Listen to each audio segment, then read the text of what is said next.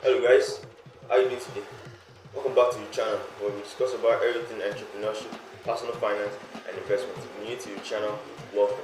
Like, comment, subscribe and share the video so you can receive more money making tips from me on this channel.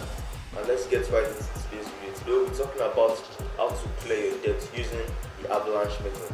The Avalanche method is the opposite of the snowball method. If you have not watched the video on the snowball method, I suggest you go there to watch it. Now, the Avalanche method, it's different from the snowball method because it's a debt reduction strategy that involves you clearing up your debts from the highest interest debts to the ones with the smallest interest debts. That means it's unlike the snowball method where you have to clear your debts from the smallest debts down to the highest. It's the Avalanche method. You are clearing up your debts, the ones that have the highest interest debts, down to the smallest ones. Now it is called the Avalanche method because just like an avalanche of snow descends down a mountain, you are aggressively and efficiently clearing all of your debts. So it's very effective because it saves you money in the long run, because once you pay off all the interest rates that apply to all of your loans, it minimizes the amount of money you pay over time. So it saves you money in the long run and it is much faster than the snowball method. Now, the steps to implement to use the Avalanche method to clear your debt are: number one is to list all of your debts. You have car loan debts, you have debts from the bank, you have credit card debts. List everything out. Once you listed everything out, the next thing you want to do is to sort them from highest to smallest in a descending order. Okay, that's the thing about the Avalanche method. You are clearing it up from the highest interest rate to the smallest interest rate. List everything from the highest to the smallest interest rate. Once you've done that, the next thing you want to do is to make minimum payments on all of your other debts. All of your other debts, you don't want to ignore them. Whatever money you can afford to pay on all of those debts, you pay them. So make minimum payments on all of your other debts. Once you make minimum payments on all of your other debts, majority of the money you are making should go into servicing the highest interest debts first. The debts the highest amount of interest first.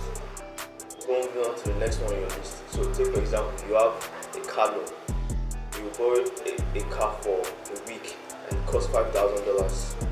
The interest, and let's say it has an interest rate of 15%, that is 750. So 5,000 at the end of the day, you're going to be paying $5,750 at the end of the week. So, and you also have another loan, a credit card balance, a credit card debt rather, that has a 20% interest. Let's say the credit card balance was about 6,000 and it has an interest rate of 20%. That is 7,200 if I'm not mistaken. So 7,200, that means since you are arranging it from the highest interest rate to the smallest interest rate, that means the credit card debt is what you put first, since it has a 20% interest rate to the 15% interest rate of the car loan. So you service the credit card debt first before going to your car loan, before going to the next one on your list. The next thing you want to do, since this is not the snowball method, remember the snowball method, you are paying it off from the smallest debt and moving on to the next smallest debt. But the Avalanche method, from the highest debt, you are moving on to the next highest debt. You are moving on to the next highest debt with the highest interest, not just the debt on its own, the debt with the highest interest. Move on to the next debt, then move on to the next one. That is how to use the Avalanche method. Now, there are different ways to source for money when it comes to clearing debt using the Avalanche method. The other one, you want to make sure you cut back on all expenses, all unnecessary expenses. You have to make sure you cut them back. But just like paying off any kind of debt requires a certain amount of discipline, like I said in the previous video on the snowball method. It requires you to learn to cut back on unnecessary expenses and to sacrifice some luxuries at the end of the day. But at the end of the day, it pays off, so you have to be willing to do that. Once you cut off some unnecessary expenses, the next thing you want to do is to look for some additional sources of income.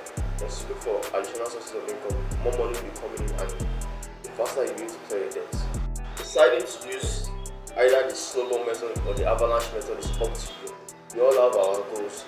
Some people might not be comfortable using the Avalanche method because it consumes a lot of money at first, but in the long run it saves you money. Some people people might not be comfortable using the snowball method because it takes time. It takes time compared to the avalanche method. So we're all about goals. So basically what you want to do is to find out what works for you. Once you find out what works for you, you take the particular approach, either the snowball method or the avalanche method, use it to clear off your debts. The goal is to become financially free. Use any of these methods to clear your debts, and I promise you, you'll become financially free in no time. So that's it on today's video.